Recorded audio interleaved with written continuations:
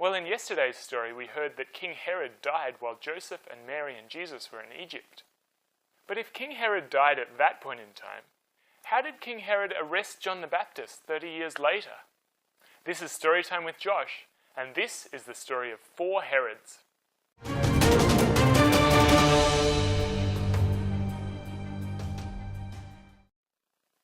The Herod in the Christmas story is Herod the Great.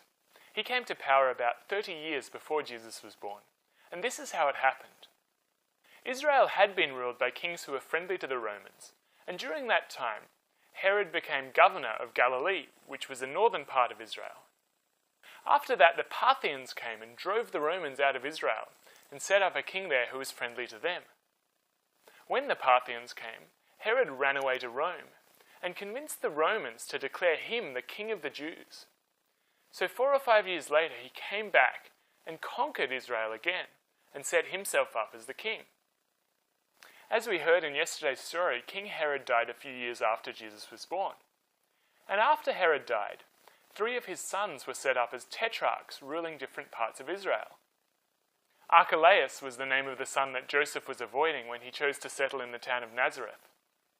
Of course, Nazareth was in Galilee, and one of Herod's other sons was the tetrarch there. This son was named Herod Antipas, and he's the Herod that arrested John the Baptist and eventually had him put to death.